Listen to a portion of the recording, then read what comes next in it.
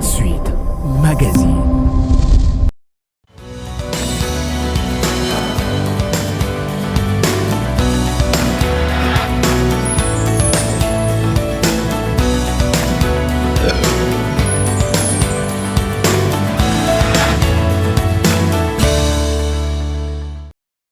Vous le suivez de partout, vous faites bien, mesdames et messieurs, chers frères et sœurs. Merci pour la confiance renouvelée. Aujourd'hui, nous allons aborder un sujet encore beaucoup plus intéressant, beaucoup plus important. Oui, c'est dimanche matin chez vous. Nous recevons pour vous l'homme des dieux, le frère Nazaire Moko. Et aujourd'hui, comme je l'ai dit, nous allons parler de la circoncision. Une thématique qui peut sembler beaucoup plus simple, mais qui est en réalité vraiment complexe. Et à travers ces numéros, vous allez comprendre de quoi il s'agit réellement. Frère Nazaire, bonjour. Bonjour mon frère Michel. Comme je l'aime le dire, un plaisir de vous avoir sur ce plateau. Le plaisir est partagé, mon frère. Pour ce nouveau numéro de dimanche matin, la circoncision. C'est ça la thématique que nous abordons à ce jour. Ceux qui nous suivent se posent déjà beaucoup de questions. Beaucoup chercheraient même à savoir, ça vient d'où? Comment on est arrivé à cet aspect des choses. Alors vous êtes homme de Dieu, serviteur de Dieu. Vous pouvez nous éclairer d'où est partie la circoncision exactement? Alors merci pour la question. La circoncision dans les Saintes Écritures a été évoquée pour la première fois avec Abraham. Pour ne pas... Et pour appuyer cela par les Écritures, je prends Genèse chapitre 17 plutôt. Dans Genèse au chapitre 17, il est écrit ceci.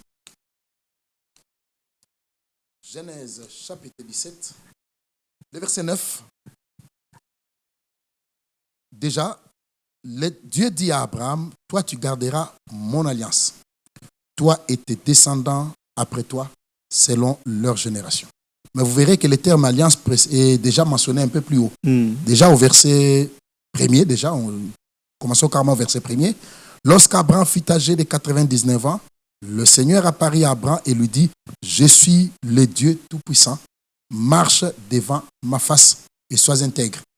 J'établirai mon alliance entre moi et toi et je te multiplierai à l'extrême. Verset 4, voici mon alliance que je fais avec toi.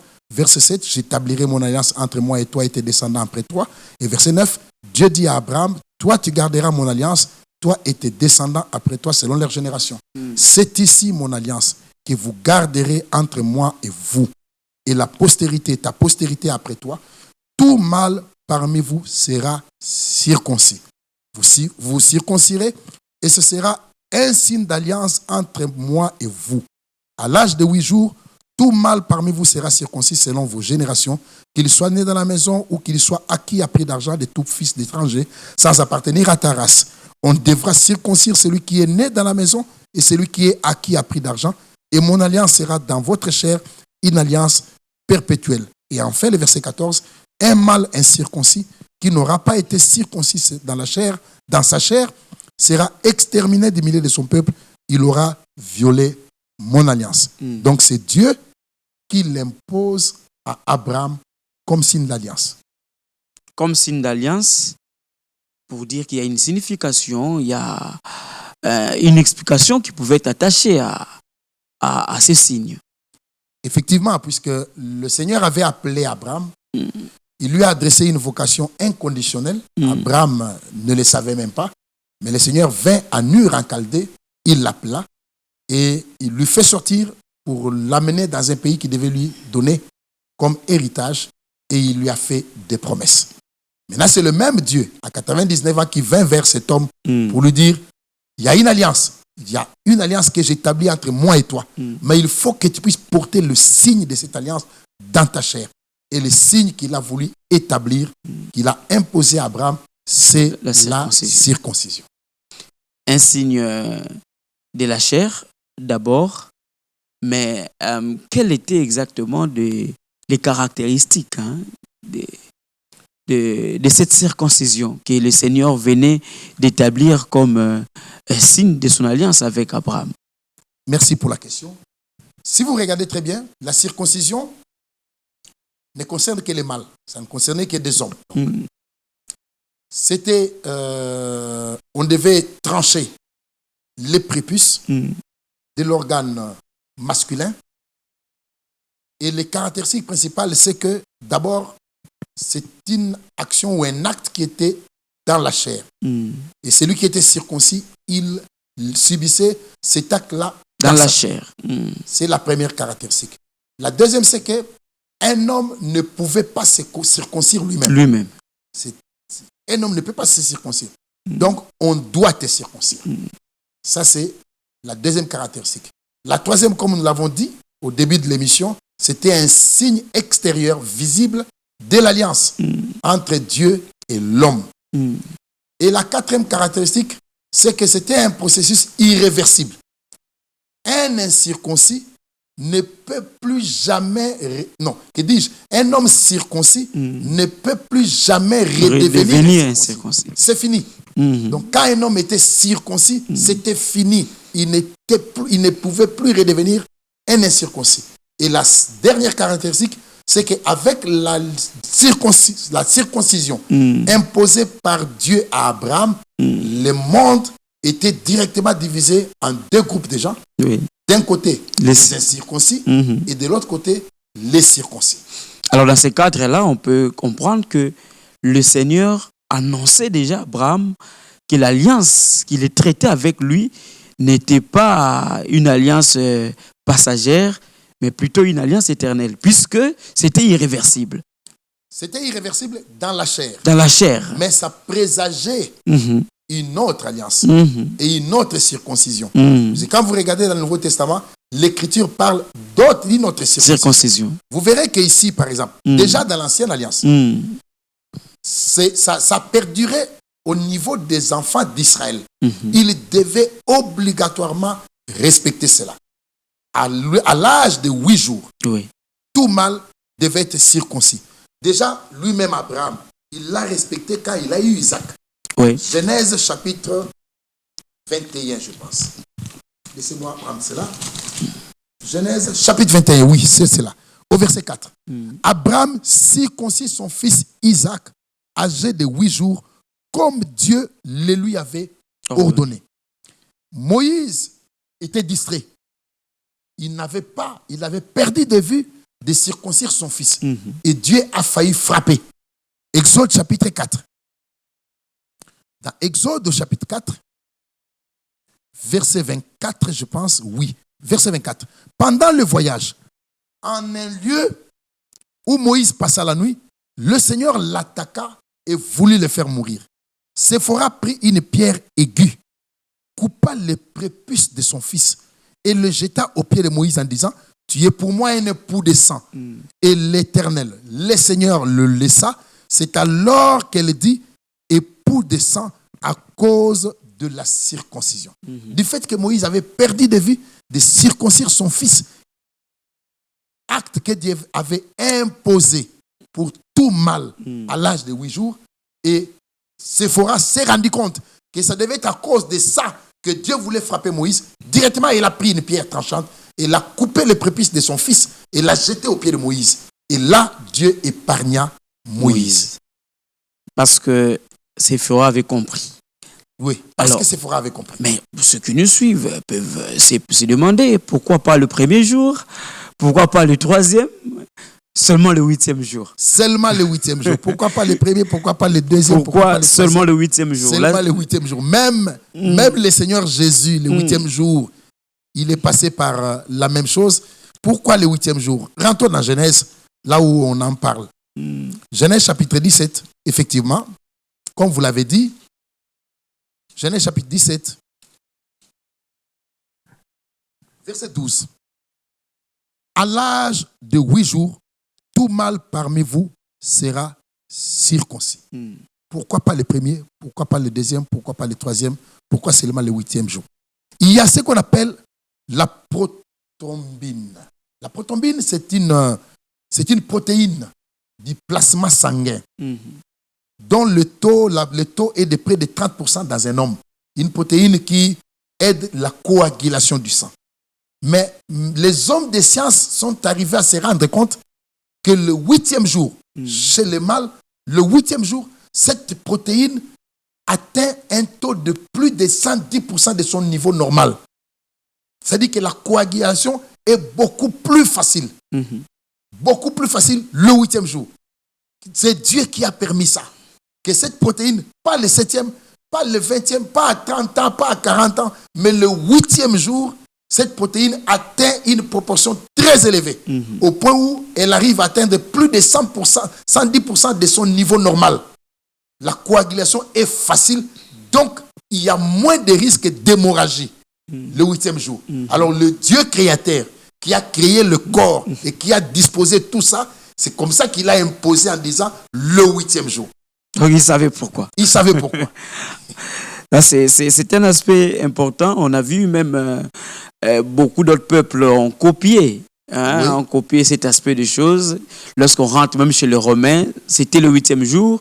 Et c'est même 8e jour qu'on donnait le nom à l'enfant, surtout le fils mâle. Ouais. Alors, lorsque on revient sur cette alliance que le Seigneur a établie avec Abraham à travers ce signe charnel, vous avez évoqué ici que ça présageait une autre alliance qui devait venir. Oui. Qui serait donc une suite de cette même circoncision. Effectivement, ça présageait une autre alliance qui devait venir, qui devait être une suite. Une alliance qui devait être basée aussi sur une autre circoncision. Et nous aurons certainement le temps d'y revenir. Mais quand vous regardez dans les Saintes Écritures, dans Romains chapitre 2, Romains chapitre 2, l'apôtre Paul s'adresse aux Romains. Il dit ceci. Romains chapitre 2. Je vous invite à prendre le verset 25. On commence à partir du verset 25. La circoncision est utile si tu mets en pratique la loi. Mais si tu transgresses la loi, ta circoncision devient plutôt incirconcision. Déjà, nous avions dit que parmi les caractéristiques, la 5e, c'est que l'humanité s'est divisée en deux groupes. Il y a les Hébreux qui étaient circoncis, et puis il y a toutes les autres nations qui ne connaissaient pas la circoncision. Mais maintenant, Paul vient et il dit, si tu es circoncis dans la chair et que tu ne respectes pas la loi, aux yeux du Seigneur, tu es comme un païen, comme un incirconcis. Alors il continue en disant, si l'incirconcis, le païen donc, observe les ordonnances de la loi, son incirconcision ne sera-t-elle pas tenue pour circoncision? L'incirconcis de nature qui accomplit la loi ne te condamnera-t-il pas, toi qui la transgresses, tout en ayant la lettre de la loi et la circoncision? Le juif, ce n'est pas celui qui en a les apparences. Et la circoncision, ce n'est pas celle qui est visible dans la chair. Le juif, ce n'est pas celui qui en a les apparences. Et la circoncision n'est pas celle qui est visible dans la chair. Ceux qui lisent la Bible, ceux qui n'ont pas la connaissance, pourront se dire, mais Paul est en train de contredire le Seigneur qui avait institué cette circoncision. Non, il ne contredit pas le Seigneur qui avait institué la circoncision, mais il précise plutôt que cette circoncision qui était instituée dans l'Ancienne Alliance était un type d'une autre circoncision qui devait venir. Vous verrez par exemple qu'il est dit, le juif, ce n'est pas celui qui est intérieurement, et la circoncision, c'est celle du cœur, selon l'esprit. Au chapitre 3, le même Paul, il dit ceci, je pense que ça doit être le verset 29, je crois. Oui, le verset 29. Il dit, ou bien, Dieu est-il seulement le Dieu des Juifs?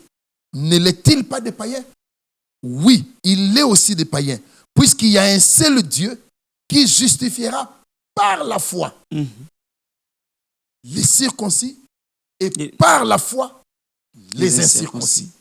Alors, maintenant, Paul prend Abraham, le même Abraham là. Il dit quand Abraham, la promesse lui a été donnée par rapport à tout ça, c'est au chapitre 4. Déjà, Paul montre le bonheur de ceux dont les péchés sont pardonnés. Au verset 4, au verset 7, heureux sont ceux dont les péchés sont pardonnés. Pour gagner le temps, nous arrivons au verset 9. Ce bonheur n'est-il que pour les circoncis ou est-il également pour les incirconcis? Car nous disons que la foi fut imputée à justice à Abraham. Quand donc lui fut-elle imputée? Était-ce après ou avant sa circoncision? Paul répond, il dit, il n'était pas encore circoncis. Donc pendant qu'il était encore incirconcis, Abraham a reçu la promesse. Et la foi dans son cœur lui fut imputée comme justice.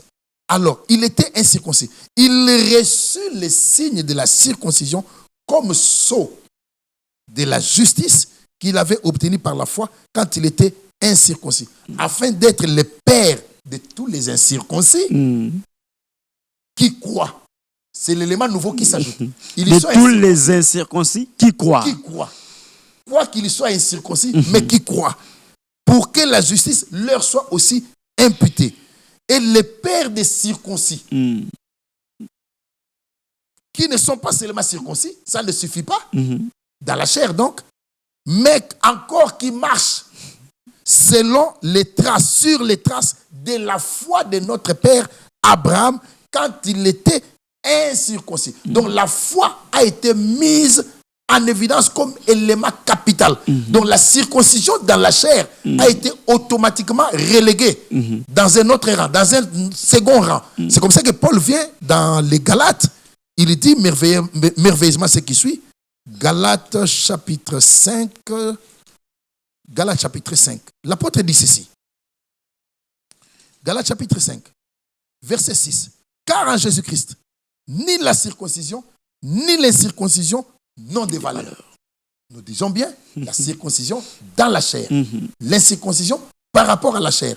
Ni la circoncision, ni l'incirconcision n'ont de valeur, mais seulement la foi qui est agissante par l'amour. Abraham, notre père dans la foi, et c'est à Abraham que l'ordre a été donné en ce qui concerne la circoncision. Donc, l'explication, il faut croire. Il faut croire. Et obéir. Et obéir. Or, pour obéir, il faut qu'il y ait la circoncision du cœur. C'est celle que le même Paul évoque dans Galates, chapitre 6. Il dit au verset 14, nous commençons peut-être par là. Pour ce qui me concerne, loin de moi, la pensée ne me glorifie d'autre chose que de la croix de notre Seigneur Jésus-Christ, par qui le monde est crucifié pour moi, comme je le suis pour le monde. Il y a une belle version qui dit, je ne vais en aucun cas placer ma fierté ailleurs que dans la croix de notre Seigneur Jésus-Christ. Par cette croix, mon intérêt pour toutes les choses du monde a disparu, comme moi-même je ne suis plus d'un intérêt pour le monde. Car ce n'est rien d'être circoncis ou incirconcis. Ce qui est quelque chose, c'est d'être une nouvelle création. Mais maintenant, comment un homme peut être une nouvelle création? Il faut alors, la deuxième circoncision qui a été annoncée, c'est la circoncision du cœur. Mais justement, cette circoncision du cœur a aussi des préalables, comme la première. Ceux qui nous suivent vont se demander quels sont les préalables pour avoir justement cette circoncision du cœur. Oui, la circoncision du cœur, en l'abordant, nous rappelons à ceux qui nous suivent justement que la circoncision, la première avec Abraham, c'était dans la chair. Un homme ne pouvait pas se circoncire, on devait le circoncire. C'était irréversible. Et ça répartit le monde en deux catégories, les circoncis et les incirconcis. La circoncision du cœur, contrairement à ce que les gens peuvent penser, n'était pas annoncée dans le Nouveau Testament. Il était déjà annoncé dans l'Ancien Testament. Déjà, pendant que la loi était encore là, pendant que les seigneurs travaillaient encore sous ces sacerdoces avec les enfants d'Israël, c'était déjà annoncé, déjà du temps de Moïse. Deutéronome, chapitre 10. Dans Deutéronome, chapitre 10, il est dit ceci, verset 16. Vous circoncirez donc votre cœur et vous ne raidirez plus votre cou. Mon frère Michel, la circoncision de la chair, même un infirmier peut le faire. Un médecin, un infirmier, Séphora l'a fait. Séphora l'a fait, qui n'était même pas infirmière. Josué lui-même, il a circoncis la génération qui est née dans le désert. Josué chapitre 5. Puisque ils n'avaient pas connu la circoncision. Ce sont leurs pères qui étaient sortis d'Israël, d'Égypte plutôt, qui avaient connu la circoncision. Mais tous ceux qui étaient nés dans le désert n'avaient pas connu la circoncision. Mais comme ils devaient remplir les exigences de Dieu, Dieu a ordonné à Josué de les circoncire. Et ils ont été circoncis. Alors ici maintenant, Dieu impose. Il dit, vous circoncirez donc votre cœur. Vous ne raidirez plus votre cou. Aucun homme ne peut circoncire le cœur d'un autre homme. Qu'il soit médecin, qu'il soit infirmier, qu'il soit Séphora. Personne ne peut le faire.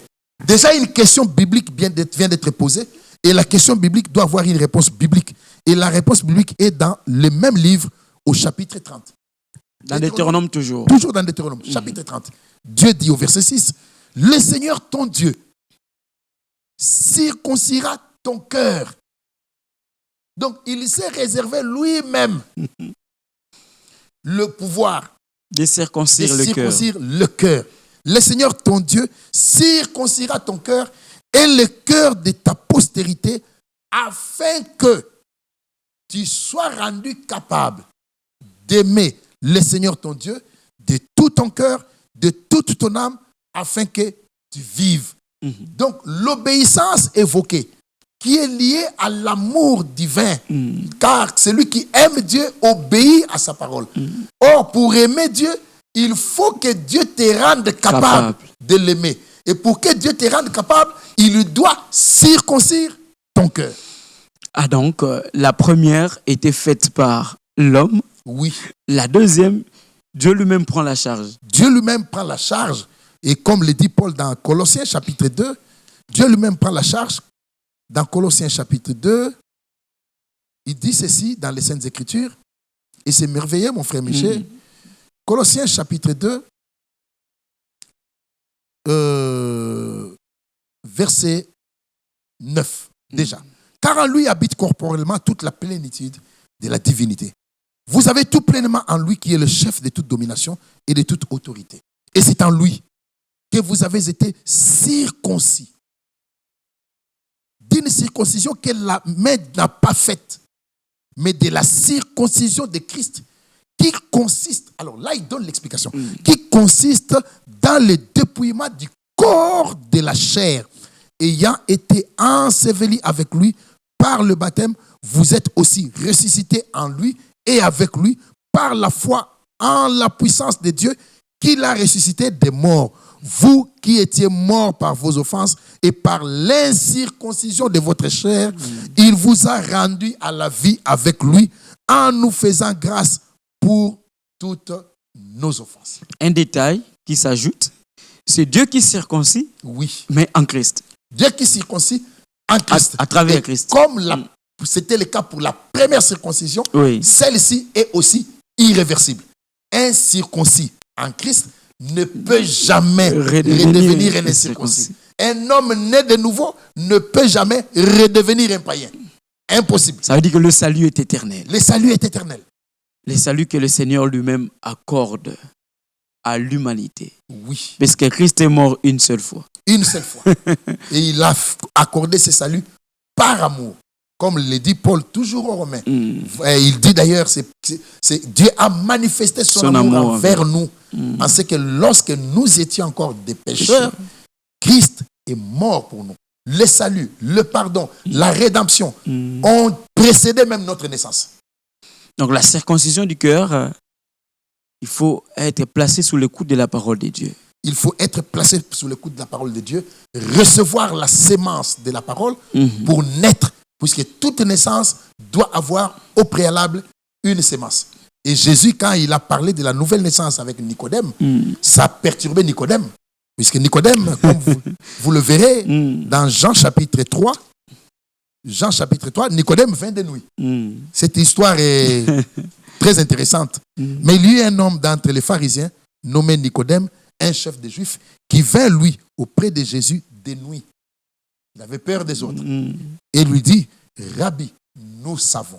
Ça, c'est intéressant. Il savait Nous savons. Pas seulement lui, et même les autres savaient. Ils savaient. Nous savons que tu es un docteur venu de Dieu, car personne ne peut faire ces miracles que tu fais si Dieu n'est avec lui.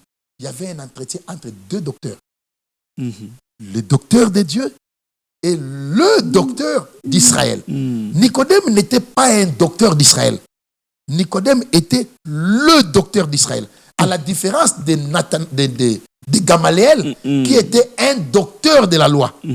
Mais Nicodème était le docteur d'Israël. Donc, le sommet de la connaissance en Israël, c'était Nicodème. Oui. Donc, si un débat surgit n'importe où, on va chez Nicodème. Si on ne se comprend pas, allons chez Nicodème. Maintenant, Nicodème vient. Lui-même vient encore auprès. Lui, il vient devant les docteurs de Dieu. Alors, Jésus lui dit, en vérité, je te l'ai dit, si un homme n'est né de nouveau, il ne peut voir le royaume de Dieu. Nicodème lui dit, comment un homme peut-il naître quand il est vieux? Peut-il rentrer dans le sein de sa mère et naître? Jésus répondit, en vérité, je te le dis, si un homme n'est né d'eau et d'esprit, il ne peut entrer dans le royaume. Ce qui est né de la chair est chair, ce qui est né de l'esprit est esprit. Ne t'étonne pas que je t'ai dit, il faut que vous naissiez de nouveau. Nicodème, verset 9, lui dit, comment cela peut-il se faire? Jésus lui répondit, tu es le docteur d'Israël et tu ne sais pas ces choses. Comment cela peut-il se faire? Celui qui est né de la chair, ce qui est né de la chair est chair. Personne ne peut entrer dans le royaume. D'ailleurs, dans ce royaume, on n'adhère pas. Il faut naître. Et pour naître, il faut la sémence. Et la sémence, c'est la parole de Dieu. Et toute sémence se reproduit selon son espèce. Celui qui est né de la sémence de Dieu, qui est né de Dieu, manifestera la vie, la nature de Dieu, la vie de la parole. Car la sémence se reproduit selon son espèce. Alors là, on peut voir aussi Ézéchiel, chapitre 36, où le Seigneur parle d'un esprit nouveau, d'un cœur nouveau. Ézéchiel Il faut 36. avoir ce cœur nouveau pour être rendu capable d'obéir à la parole. Il faut avoir ce cœur nouveau, ce cœur circoncis. D'ailleurs, là, c'est encore très intéressant, puisque dans Exode 20, Dieu a mis l'homme en évidence quand il a donné la loi. Tu ne voleras pas, tu ne tueras pas, tu ne convoiteras pas, tu ne mentiras pas. Mais l'homme a échoué. L'homme n'a pas pu accomplir la loi. Et c'était encore beaucoup plus dur quand il a été dit que si tu faillis dans une seule, tu es coupable de toute la loi. Et quand Dieu a vu que l'homme a échoué, Dieu a promis cette nouvelle alliance justement dont on parle, cette alliance basée sur le sang de Christ qui a été versé sur le bois du calvaire. Et il vient dans Ézéchiel que vous avez cité et il dit, voici l'alliance que je ferai avec eux. Au lieu qu'il mette l'homme en évidence, lui s'est mis lui-même en évidence. Ce n'est plus tu, il dit je placerai mon esprit en eux, j'ôterai de leur corps le cœur de pierre, je mettrai un cœur de chair, un cœur qui peut être circoncis, car on ne peut pas circoncire une pierre. Ça veut dire circoncire un cœur de chair. Et je mettrai mon esprit en eux. Je ferai en sorte qu'ils obéissent à mes commandements. Dieu s'est mis lui-même en évidence. Ça veut dire cette pierre qu'on pouvait utiliser pour circoncire dans l'ancienne alliance, ça veut dire avec la circoncision de la chair, devait être remplacée par cette chair. Ça veut dire c'est cœur de chair. Déjà la loi elle-même était gravée sur les pierres. Et ceux qui l'écoutaient avaient des cœurs de pierre. Mais il fallait d'abord que Dieu prenne le contrôle du lieu le plus stratégique de nos vies. Puisque la bataille de Golgotha, c'est comme toute guerre classique. Dans une guerre, on ne se bat pas pour un stade. On ne se bat pas pour un marché. Vous n'apprendrez jamais qu'il y a une guerre dans un pays et que les forces en présence sont en train de se battre pour gagner le marché de Gambela ou le marché de Zikida. Non. On se bat pour des lieux stratégiques. L'aéroport, le port, la radio et la télévision nationale, le siège du Parlement, le siège du gouvernement, le siège de la présidence. C'est pour des lieux stratégiques. Dieu a livré cette bataille à Golgotha pour gagner le seul lieu stratégique que l'homme a, le plus stratégique, c'est son cœur. Et quand Dieu prend le contrôle du cœur avec une authentique nouvelle naissance, alors son influence s'étend sur toutes les autres parties du corps de l'homme. Bon, dans ces cas, est-ce qu'on peut considérer que cette décision, cette alliance que le Seigneur a annoncée à Abraham à travers la circoncision de la chair, en réalité, il voulait tout simplement faire comprendre à l'homme qu'il n'était pas question que l'homme agisse, mais plutôt qu'il était question que Dieu lui-même commence une œuvre dans l'homme. Bon, déjà là, Parce que son explication. rappelez-vous qu'Abraham était venu avant la loi. Avant, oui. La loi est venue 430 ans plus tard, Mhm. alors que des promesses avaient déjà été faites à Abraham. Mhm. Abraham est particulier.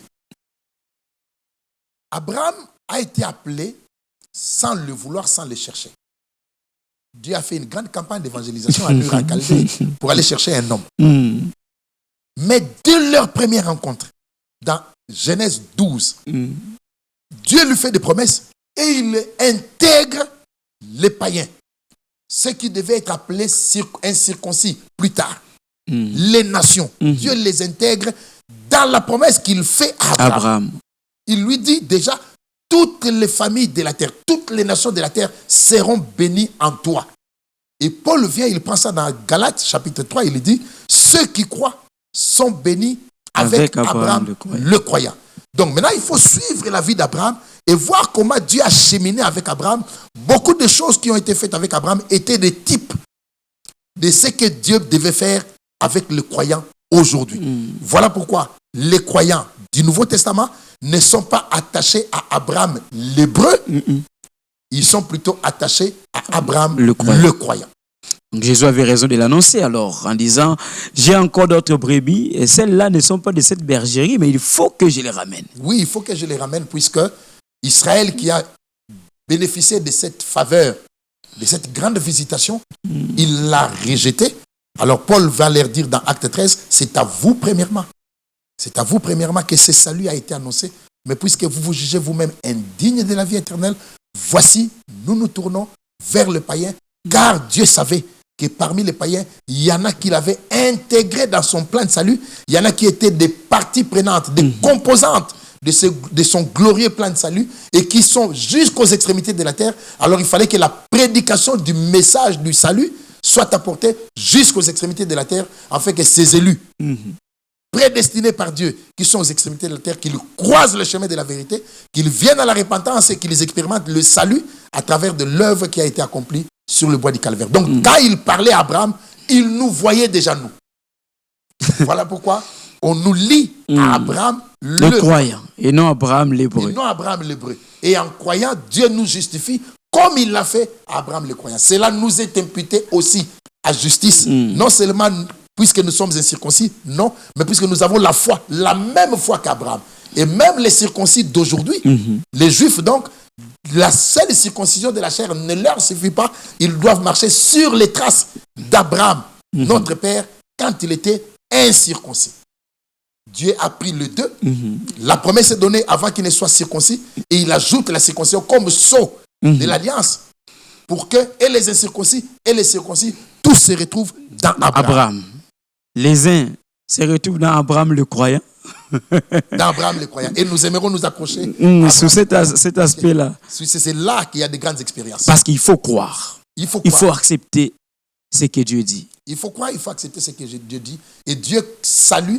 D'ailleurs, le salut exige que l'homme soit consentant.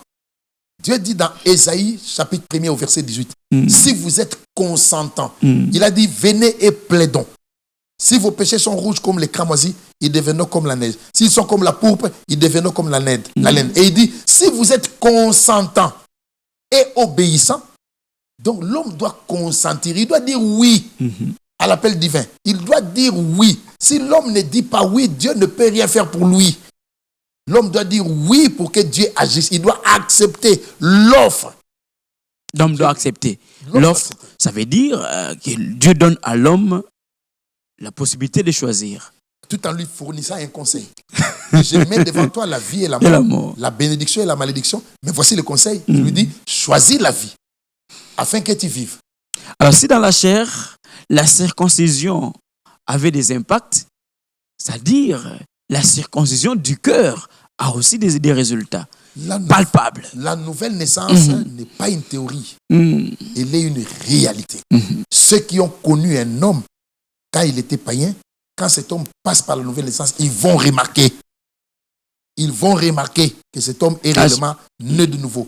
Car Paul dit, si quelqu'un est en Christ, il est une nouvelle création. Les choses anciennes sont passées. Voici, toutes choses sont devenues nouvelle. Et cela vient de Dieu. La nouvelle naissance, elle est même infaillible. Car l'homme né de nouveau, c'est la victoire qui l'aide à triompher du monde. Et voilà pourquoi Jésus n'a pas présenté la nouvelle naissance comme une option, mais il l'a présenté comme une obligation, en disant à Nicodème, vous devez. Il n'y a pas de plan B, il n'y a pas de plan C. Vous devez naître de nouveau. Vous devez naître de nouveau. Si quelqu'un est né d'eau et d'esprit, il ne peut entrer dans le royaume. Il faut accepter la parole de Dieu, on l'avait dit.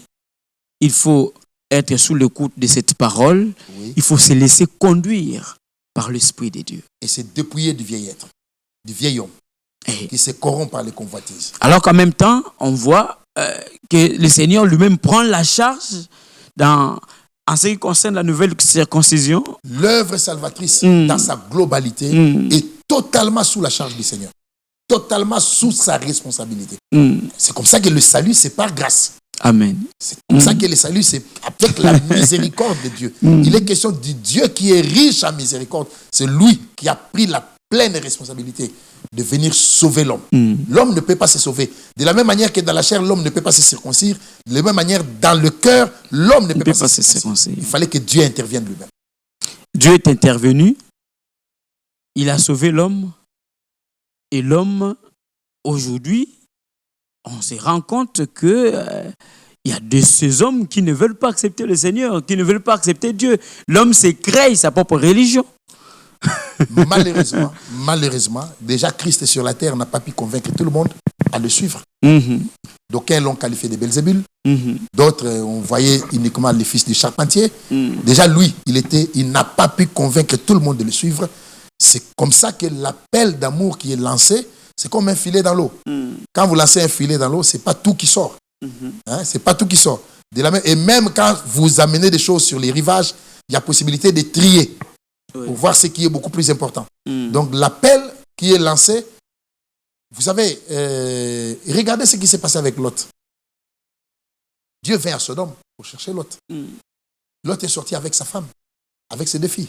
Ils sont sortis. Mais ils sont sortis physiquement. Ils devaient aussi sortir avec leur cœur. Mais le cœur de la femme de Lot était resté. La preuve, c'est qu'en cours de route, il s'est arrêté pour regarder. Elle s'est retournée. Elle s'est retournée et il est resté. De la même manière, quand l'homme sort, il doit sortir avec son cœur et se laisser totalement sous la gestion du Seigneur et attendre que le Seigneur travaille dans son cœur. Mais, comme je l'ai dit, il doit être consentant. Vous savez, mon frère Michel, si vous voulez vider le coca d'une bouteille, mettez la bouteille sous le robinet, enlevez la capsule, ouvrez le robinet. Au fur et à mesure que l'eau entrera, le coca sortira. Au début, ça sera 100% de coca. À un certain moment, ça sera 75% et 25%, 50%, 50%, 25 et 75, jusqu'à ce que finalement, à la fin, il n'y aura que de l'eau. L'homme doit se détacher de la capsule de l'incrédulité. Se mettre sous le robinet de la parole et être réceptif, consentant. Accepter la parole dans son cœur telle qu'elle est sortie de la bouche de Dieu. Ne pas l'interpréter, l'accepter comme ça.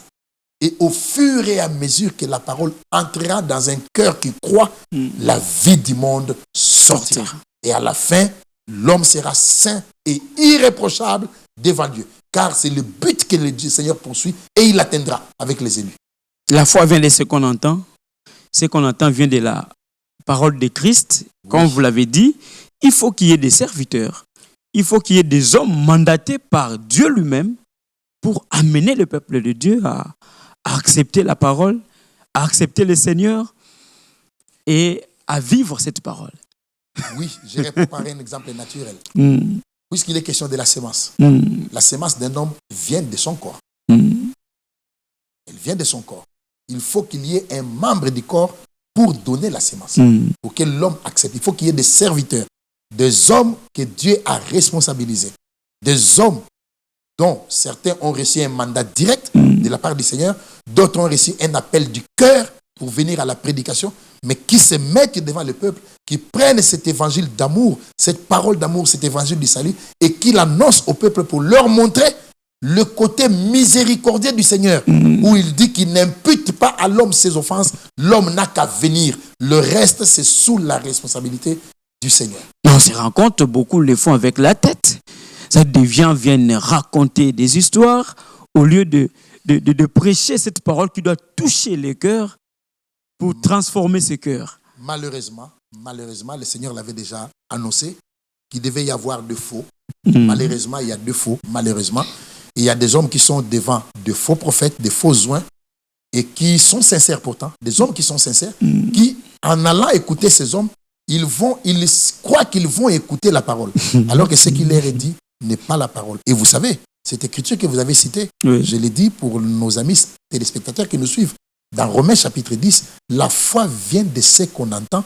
Ce qu'on entend vient de la parole de Christ. Donc, si ce qui est prêché n'est pas la parole de Christ, la foi ne peut pas en découler. C'est impossible. La foi ne peut pas découler d'une prédication qui n'est pas la parole de Christ. Ça sera les simples imaginations. Des imaginations, même de la croyance. Ça sera même de la croyance. Mais la foi, celle d'Abraham, qui s'accroche à ce que Dieu dit, ne peut jamais découler d'une prédication qui ne s'assied pas, qui n'est pas assise sur la parole de Christ. C'est une équation claire et simple. Malheureusement, on ne peut pas y déroger. C'est comme ça. Si ce qui est annoncé, c'est la parole, il y aura de l'enthousiasme. Si ce n'est pas la parole, il y aura de l'enthousiasme. Il y aura une certaine onction. Les gens vont se lever, crier. Mais la foi, les gens ne l'auront jamais. La foi vient de ce qu'on entend, et ce qu'on entend de la parole de Christ.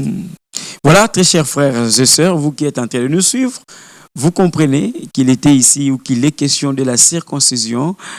Deux aspects ont été évoqués ici. La première circoncision qui concerne ou qui a concerné exactement la chair, une circoncision charnelle, mais la deuxième, c'est la circoncision du cœur. Et là, seul Dieu le fait. Si la première a été opérée par l'homme, la deuxième, elle s'opère par l'intervention de Dieu lui-même. Donc, il faut accepter ces dieux-là. Alors, frère Nazaire, je reviens à vous. Cette question me vient à l'esprit, parce que je l'ai posée. Peut-être je vais la reposer d'une autre manière. Il faut écouter. Il faut des hommes mandatés par Dieu. Il faut que ceux qui doivent être circoncis, oui, dont le cœur doivent être circoncis, puissent se retrouver devant cette parole, comme vous l'avez dit. Mais il s'observe qu'aujourd'hui, beaucoup d'hommes se créent des doctrines, se créent des pensées, leurs propres imaginations, et ils tiennent le peuple en captivité. Donc le peuple reste captif, et avec ça, je ne pense pas qu'on peut s'attendre à une circoncision du cœur qui viendrait de Dieu. Vous l'avez dit. Non, c'est impossible. C'est impossible. Et pendant que vous posez votre question, j'ai pensé à Adam. Adam s'est fait des feuilles de figuier pour couvrir sa nudité. Sa propre religion, donc. Sa propre religion. Mais ça ne pouvait pas résister devant le soleil. Tout ce que les hommes ont créé comme dogme, credo, ça ne peut pas résister devant le Seigneur. Ça n'amènera jamais les assistants à expérimenter le Dieu de la Bible, le Dieu de la parole. Et la responsabilité sera sur ces hommes qui gardent le peuple actif et plutôt captif par des dogmes, des doctrines, et qui finalement ne rend pas service à ce peuple en faisant perdre inutilement le temps du peuple.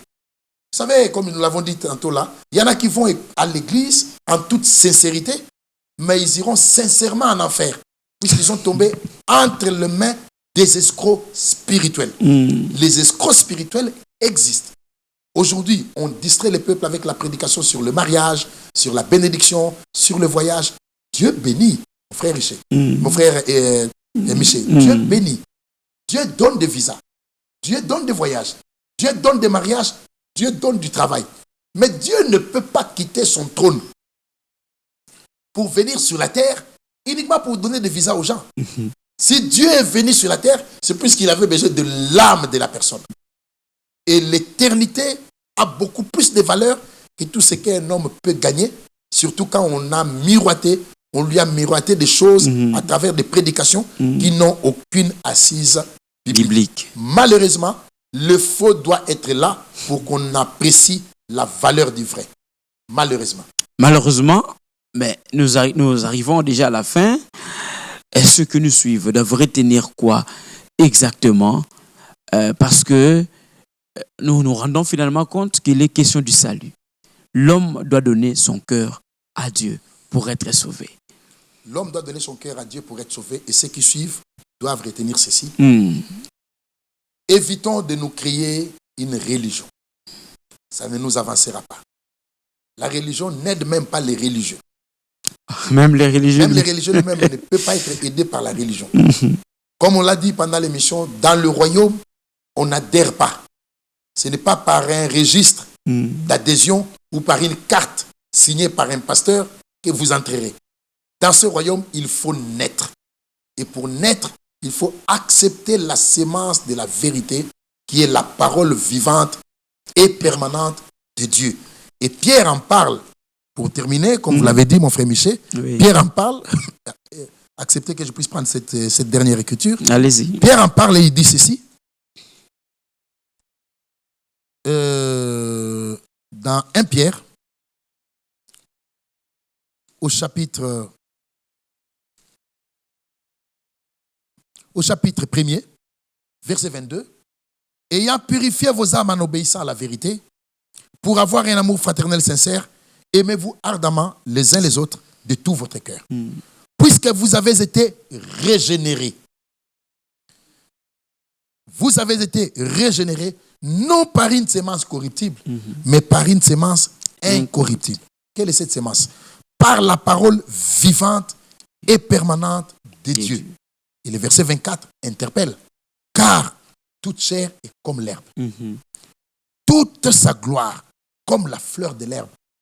L'herbe est sèche, la fleur tombe. Qu'on soit un grand pasteur, un grand évêque, un grand prophète, un grand homme sur la terre, toute chair est comme l'herbe, toute sa gloire comme la fleur de l'herbe. L'herbe est sèche et la fleur tombe. Mais la parole du Seigneur demeure éternellement. Et cette parole est celle qui vous a été annoncée comme message du salut. Pas comme fable, puisqu'il y a des fables qui sont prêchées, mais comme message du salut. Et une prédication basée sur la révélation des Écritures, une prédication sortie de la bouche de Dieu qui inspire un homme, cette prédication aura un résultat. Car à chaque prédication, il y a une expérience. D'ailleurs, aujourd'hui, nous ne cessons de répéter au peuple de Dieu que nous ne devons plus nous déplacer à l'église pour aller écouter une prédication. Nous devons prier et nous déplacer pour aller écouter la parole de Dieu. Car il y a des prédications qui n'ont rien à voir avec la parole. Il faut que dans la prédication, le noyau capital soit la parole de Dieu. Et c'est la parole qui nous donne la nature et la vie de Dieu. Frères et sœurs, voulez-vous avoir la vie éternelle? Mettez-vous sous l'écoute de la parole de Dieu, la seule qui contient cette vie éternelle et qui demeure éternellement. L'homme passera, les hommes passeront, leur gloire finira par s'éteindre, mais seul Dieu subsiste éternellement. C'est par cette note, mesdames et messieurs, chers frères et sœurs, que nous bouclons la boucle avec ce nouveau numéro de dimanche matin chez vous. Nous avons abordé une thématique intéressante, la circoncision. Vous avez compris, il faut que le Seigneur lui-même puisse circoncire vos cœurs pour que vous soyez rendus capables d'obéir, d'abord d'accepter et d'obéir à sa parole. Merci de nous avoir suivis. Shalom chez vous.